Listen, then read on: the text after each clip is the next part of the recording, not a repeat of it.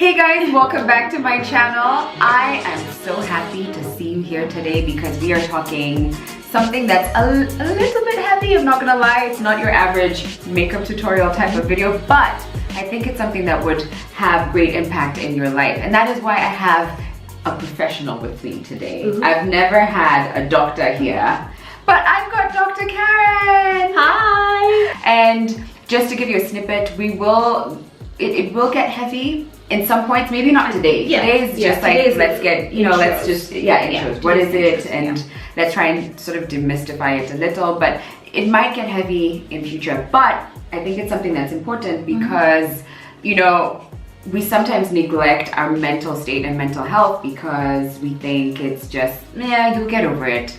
But if you broke your arm today or you suddenly had a heart attack, you wouldn't even think twice about going to see a doctor.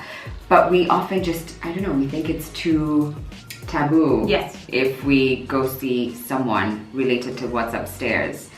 But it doesn't make you any less of a human being. But before I get into it too much, I just want to start with like basic definitions. Okay. So, Dr. Karen, what is mental health? Okay. Mental health is pretty much a state of being. And what I mean by that is when you're evaluating your mental health, what you do is you think about the following things. Am I reaching my full potential in the way I want to achieve it? Am I following my goals the way I want to? Am I being a productive member of my community?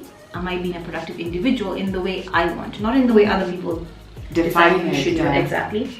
And am I coping with life and everything that comes with it, all its stresses, in the way that I want? Yeah. Now, in order to make sure your mental health is in check, a lot of times we try and make sure that all of these things are in check because they go together. Yeah. So if one thing is out of order, then of course that's yes, exactly. It's affected. It's like a domino effect. It is a cycle. You know what? When you said that, like, am I achieving my goals and really just am I expressing my full potential? Yeah. I thought about when I think I was 25 and I went through what I call the quarter life crisis after I heard it from someone else. I didn't come up with the term. Yeah. But I remember just crying and crying and crying endlessly and not knowing when to stop or why. I couldn't even place my finger on why it is that I was feeling so overwhelmed and so upset. Later I figured out why it was the case. But had I gone to see someone at that point, time, I think I would have been a completely different human being and made completely different choices. Exactly. And that's because something somewhere, and you could tell, was not as it should. And in the stack of and cards. it was so bad. Karen, Dr. Karen. If I refer to her as Karen, it's because I call her Karen. Fine. That's but she's Dr. Karen. Okay. But like I remember it was so bad. I actually went for a meeting and someone was like, "Hey, what's wrong? You look like you're a little sad. I mean, is everything okay?" And I was like, "Yeah." And they asked, "Are you sure?" And that was it. I was just like, I couldn't stop crying. Yeah. And I went to see my friend afterwards, and she literally was like trying to give me a facial to like make me feel better, and I was crying through the face, which wasn't helping. And she's like, "What's wrong?" I was like, "I don't even know." Yeah. But anyway, I'm getting too deep into it. My point is, we probably all experienced moments where we don't feel 100%. Exactly. Which brings me to my second question. Yeah. So who do you see? Who do you see? How do we even start? Now, well, of course, we're going to go later on into the different descriptions of who's who. Yeah. But when you are in a state like that, you go and see a counselor or a psychologist or a psychiatrist. Okay. And there are many others to see as well. I'm going to be honest and share a secret with you guys. I only recently learned the difference between psychology and psychiatry. And that's because of you. And I was like, I can't keep forgetting what it is you do. I can't just be like, "So what do you do again?" Yeah. And it's like years on and I'm still asking her what you do. Psych or something. So, yeah, I was like, it's a psychiatrist, psychology. She's doing one of those things. Yeah. But what is psychology in general? Psychology has been around for over 100 years. And all those 100 years, it has. And through those hundreds of years, people have fought over what it is. Some people say it's an art. Some people say it's a science. Some people say that it is. Now, of course, that's when sometimes when you're doing it in college, you would take it as one of the arts or one of the sciences, and no one could decide what it was. Oh. But then, of course, the debate still continues. Yeah. And of course, it's a study of human behavior, it's a study of the mind, it's a study of mental processes, it's a study of so many things. And I think it's important to remember that it's a study of many different things altogether. So there's not one sentence that defines so that. not to get mixed up into like science or art. No. But I don't even know where I would place it. I think I would place it in science. If it was up to me, I would place it in science. And it is a science because, of course, you study the mind. Right, you have to study the brain functions. You do have to study all of those. So yes, it is a science. It is a science. It is but that doesn't mean it stops being an art as well. So yes, I know the debate may go on. I think it falls in all. I don't think you can peg it in one thing. Right. Because it depends on what it's meeting at that point in time. But there is a guy who I found who had a very good description of it, and he was called Dr. Greg Henriques, and I hope I'm not butchering his name. And he said, I'm going to read it, I quote, because I don't want to ruin his description, was psychology is the science of mental behavior and the human mind. And the professional application of all of these that I've just mentioned toward the greater good of the client. Okay, so say I decided I wanted to see someone. Is there, like, how do I even start? Is there one type of psychologist? Are they just all bunched up into one? Pardon me if I sound ignorant. No, I mean, that's why we're doing this. I don't think this anything like a stupid question. I believe you just ask and then you find out. That is such a psychologist thing to say. You just ask. That's good. That's why we feel safe. Yeah, what could you possibly lose by asking? You end up knowing in the end that you've achieved something. Yeah. But then the same way there's a foot doctor who's a podiatrist. If you have something wrong with your throat, you go and see an ear, nose and throat specialist. But it's the same way in psychology. They're different fields. So one psychologist doesn't do everything. So I'm going to start by labeling the different ones that come to mind. Of course, I may miss one, and forgive me for that, but I'm sure if we read up, we would find them. The first one I'm going to talk about is a clinical psychologist, because that's what I'm familiar with. Now, a clinical psychologist is associated with psychotherapy and also doing psych tests as well, psychological testing. I don't know what psychotherapy is. I'm going to explain. Don't worry. Okay, so psychotherapy, the word comes from, its roots come from healing of the self. And it's healing of the self that's done through talking. Already? That makes me so happy. I feel healing of the self, but through talking. So someone who's a clinical psychologist who does psychotherapy will use many various techniques and methods to be able to help you find a calmer place in your life, to help you find your, heal your mental health. And this is of course done without medication. I know some people wonder about that. Because I said the word clinical, immediately some people I thought so too. That's me. It's done without. This is talk. Healing thyself through talk. Then I mentioned psychological testing, and some people hear and panic. But then psychological testing involves, in most cases, administering a paper and pencil kind of battery of tests to kind of evaluate where you are in your mental state. Once this battery of tests is done, then the test results are the ones that help you determine what someone actually has, and then allow you to be able to treat them in the right way. And I'm sure right now you're thinking, but why do I need to be tested? Think about this. You're sitting at home, you feel feverish, you're cold. What's the first thing you think of? I have a flu. But then do you go and just buy any medicine and just wolf it, or do you go to an emergency room if it's really bad? If it's really bad, I go to the doctors, for sure. What's the next step? Then the doctor sees you, you tell the doctor, I'm feeling this way and this way. You don't just sit there and then they know what's wrong with you. They ask you, how are you feeling, how are you feeling, how are you feeling? But then they don't just suddenly write a prescription. What's the next thing? You have to go down for a blood test. Don't you? Because the blood test and the results that follow are the ones that help him to eliminate all the things that you thought were the thing. So then by the end, I don't have a bacterial infection, I don't have the flu, I actually have malaria, so my medicine should be for malaria. Same thing with these tests. You can't come and sit in my practice and then we're talking to each other, and as you talk to me, in my head I'm thinking, you have depression. And if someone gives you a diagnosis like that without doing any battery of tests, run. I would say run, because I can't tell just by talking to you what kind of depression you have. whether it's mild or severe, if I don't give you some of the depression tests that exist. Okay. From those is when I'm able to figure out what is causing the depression, and then after that I can also figure out whether it's mild or severe, and then I know how to treat you, because the treatment for mild depression is completely different from the one that's used for severe depression. You know, as you're talking, I have to consciously remind myself that it's okay even to get that treatment. And I think I'm also part of the society, the culture that looks at mental health in a skewed way, and I'm finding myself having to remind myself it's fine. The same way you just talked about, if I had a bad flu, I wouldn't think twice. I'd be like, give me all the meds you can find. I want to get rid of this thing. So everyone does an in the amazing same way. I need to remember it's okay. Getting tests. When you said tests, I was like, ooh. And yet you go for a blood test without asking questions. Again, and I hope that if you're watching this, you can join me and you're in the same space. That we need to relax and just take a step back and not be too quick to judge or to point fingers and to make someone feel shame. Because that ultimately even just makes it worse. Exactly. And a lot of people think, test, oh my goodness, after this I'm going to be labeled. When you're right. going for a blood test because you had malaria, no one's going to walk around saying, that's a malaria person. Right. You know, that's just not how it works. You had it, you got treated. You got treated and it's done. No one thinks about it. Exactly. So we look after from here to here. What's wrong with looking after this section? Up here. Exactly. So actually, what is the difference between psychology and psychiatry? That's a good one. Now, the interesting thing is, for psychiatry, someone who is a psychiatrist is someone who is licensed and has earned an MD. A doctor of medicine. Now, a psychiatrist does the same thing.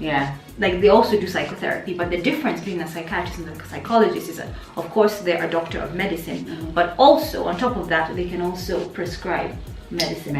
Exactly. So now I've said psychiatrists are doctors, clinical psychologists are doctors, but the difference is that psychiatrists can prescribe medicine, psychologists cannot.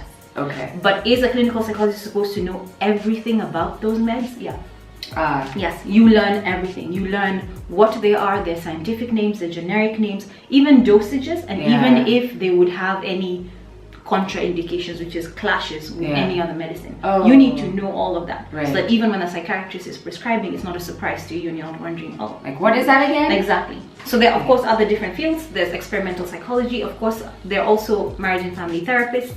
There are so many other fields as well. I just talked about clinical because I'm familiar with it. So you know what mental health is, and you know what psychology is in a nutshell, and psychologists and psychiatrists, but when do you know when is the right time to see someone? Whenever you think something is off, then you should.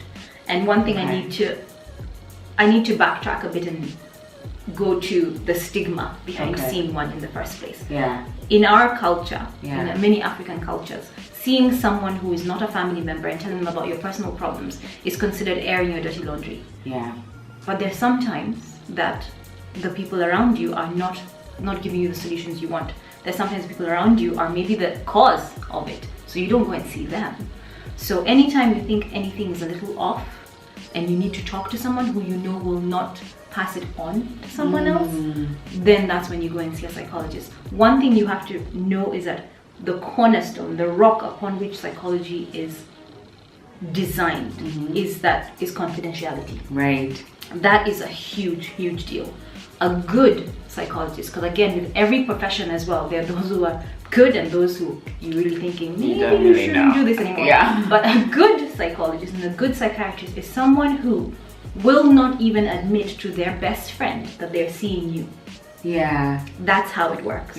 So for example, I'll talk about Dr. Michelle because she's amazing, and I'll bring her in as well. Like Dr. Michelle, she won't tell me who she's seeing, even if it's a friend of mine. And she wouldn't admit it. So even if I say, are you seeing Bob? And we both know she's seeing Bob, she'll never admit it. Don't, nothing. You will never know. Dr. Michelle is a gem. Exactly. You will never know that she's seeing someone. You will never know that they've even met. And also something that surrounding confidentiality, it's such a big deal that if I'm treating you, if I'm a good psychologist or psychiatrist or counselor, I won't come up to you at church or in the supermarket and say hi unless you do first. And the reason why is I don't want to put you in a position where your family's saying, who's Isn't she the doctor? You're right. Yeah, I've crossed a line right there, because maybe it's to you right now, it's a secret. You haven't told anyone. And even if you had, we don't see each other in that light. You come and say hi first. So never think that your psychologist is ignoring you. They're just doing what they ideally should. She gave me that disclaimer the first time I went to see her. And I thought it was so lovely. I mean, now it's quite obviously I see a therapist, and very proudly so. So I wouldn't ignore her. But I think it's very lovely to be given that option if you're not ready to admit to the world. Exactly. And always be wary of anyone who, as your doctor or doctor to be or counselor to be, because of course not everyone has a doctorate but still can treat. Like there are many counseling psychologists in Kenya who don't have one, but they're very qualified. If they talk to you about another patient, that would be warning, signs, bells ringing, walk out. I would not trust anyone who started it off by like, oh yeah, actually the other day I was with oh I saw, so-and-so was just in here. No. That's so true. It would just make it questionable. Exactly. So when do you see one? You see one whenever, again, things are out of whack, or when you've tried your family and you know it's not going to work. Because I know in our culture we see family first, and that's fine. For example, loss. You might have a death in the family. The whole family is experiencing the same thing, right? Everyone experiences the same family member has passed away for everyone. So you don't want to be the one who seems like they're feeling it more, and you also don't want to talk to a family member who's then going to try and top you and say, oh, but I also am feeling, because then they're not acknowledging your feelings. And sometimes you just want someone who's a neutral party who will listen to how you're feeling, because everyone feels it in a different way, and then will then acknowledge it and then be able to help you deal with it and give you the tools to move forward. Yes, so that's when sometimes the family doesn't work. Other times is when you're feeling stressed or anxious. Because a lot of us, it's life, you feel stressed about a new job, about a new interview, about anything. I was feeling stressed about doing this. So hey, and look at you. Exactly. It could be anything. Maybe motherhood, you're anxious about motherhood. Everything. So much about money. Anything. And then what some people tell you to do is, oh no, just breathe. Okay. Or now, pray. Seriously? And no, friends, prayer and breathing works. Sometimes you need a little bit more than that. You don't want that as an immediate solution. And then again, just breathe. If I could have just breathed, I would have done it. Right? I would have done it. Yes. Obviously, I can take care of myself enough to know that. But you need a little bit more. So when you're not getting the answers you want, then of course, then you go. Other times are when you're feeling depressed. And what does depression mean? I'll go into details with that much later, but I'll give you a quick overview. When someone's depressed, anything that used to make them excited stops making them excited anymore. They can't wake up on time. They're just fatigued. They don't want to do anything. And a lot of family members or even friends will come and tell you, snap out of it. If they could snap out of it, they would snap out of it. It's not fun being depressed. So telling someone to snap out of it, it's not the right answer. It doesn't solve the situation. So at that point in time, then you go and see someone who's able to help you have coping mechanisms for it. And when you're finding the right help, again, as always, just the way you'd research a doctor and find out whether they're good and people like them, do your research. Please do your research. And once you actually even go to see them, just see whether you get along, because that's important. Even with your friends, you don't speak to friends and you have a heart with them if you barely like them. So don't feel forced to stick with one person. Do your research. So say I've done my research, I found the therapist I want to see. Are there things that I should or shouldn't be doing when I'm in the session? Or what are some of the tips that you could give me or us when it comes to now actually seeing a therapist? Okay. When you're going to see a therapist, please make sure always, number one, that you're on time.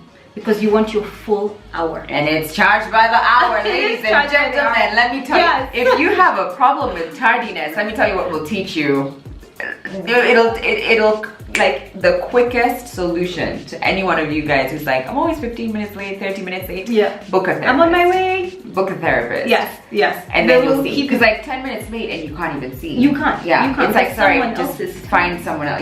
And that's actually a great lesson when it comes to respecting time. But you're right. Keep time is a good one. Exactly. And take your whole hour. Well, it's actually 50 minutes. But if you get there early, it is 50 minutes. But if you get there early, then at least you have time to decompress, think about what you want to say, and then walk in and then see your therapist. Yeah. And I'm interchanging the word psychologist and therapist because, of course, a psychologist does therapy.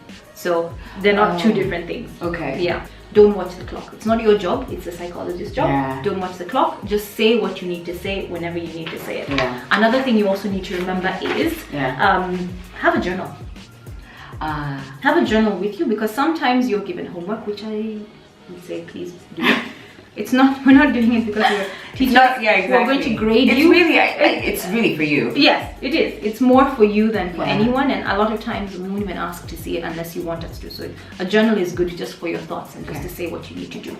Ask yourself what you want to get from it, why you're there every time you go in. Another thing you need to remember is ask anything. I've heard everything. Everything. I know how to swear in different languages. What? Not because I wanted to, but because I was listening and you learn it. Ask anything. Say anything. It's an open zone. Don't assume that, oh my goodness, they're going to judge me. No. And I can attest to that. Like, game face is amazing. When it comes to Dr. Michelle, you can say anything and she'll never be like, oh. We're trained to not flinch at all. Even if you have an outburst, sometimes you have an outburst and it seems like it's directed toward us. Yeah. But we know it's not a personal thing. But you need to let it go. So stop trying to be in control. This is where you show yourself, show up. Don't let yourself be seen. Yes. Evaluate what state you're in, because that matters. Like if you're angry, acknowledge it fully and let it out at that point in time. Learn to fish. What do you mean? Learning to fish means a lot of people want advice from their therapist. Yeah. Keep in mind that that's not actually a therapist's job. The therapist is pretty much there to help you come to your own conclusion. Yeah. And we don't make the decisions for you. This is so true. Like, you would think that she's in my session, but she's not. But this is literally the same thing. What happened? Yeah, like what we get into and how she like takes me through things, and wow. Yeah. Well, yeah. I'm just like, it's true what she's saying, because it's what I learned in my sessions. No, that's good, because we haven't even discussed. Right, which is she helps me come to my. You have to come to your own solutions and conclusions, and it's very clear. She's not here to be like, oh yeah, so let me tell you, this is what you should do. Exactly. And sometimes I go to her like, can you please just tell me what to do? Just tell me what to do and I'll do it. Tell me what to do and I'll do it. That's not my job. I'm not your guru or that's not what it is. And you have to come up with your own conclusions and your own decisions and make them, and I'll guide you toward them. And a lot of people at this point in time get so frustrated with their therapist or their psychologist because they want an answer. The question is, so what do I do? And then someone says, so what do you want to do? Yeah. Well, what do you think? Oh, let's take a few steps back into it. And I'm like, but I just give me an answer.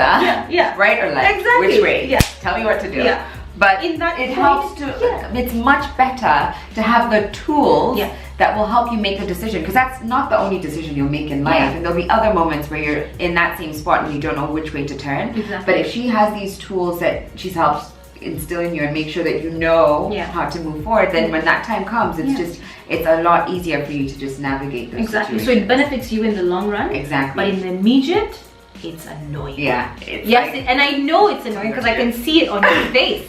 I can see you're getting angry, but I will not give you a solution. Yeah. You guys, thank you for watching. It may have been slightly long, but like I said, I really believe that this is something that is important and it's something that more of us should be having conversations around. And in future, we will now delve deeper into certain topics, and we're talking things like food and diet and your struggles or your relationship with food, or things like depression or friendships, relationships and marriage. We'll get into like some really serious conversations, and I hope that you will keep an open mind, and that if you feel in your heart that there's something that is amiss and that your state of being, your state of mind is not where you think it ought to be, then I hope that you will take the next steps and see a therapist. And I will leave Dr. Michelle's contacts in the description box. Permission has been asked and she's okay with it, so we're not just distributing phone numbers just for the sake of it. But I hope it'll come in handy, and that we will see you next month. Oh right, so this is something we'll do once a month, right?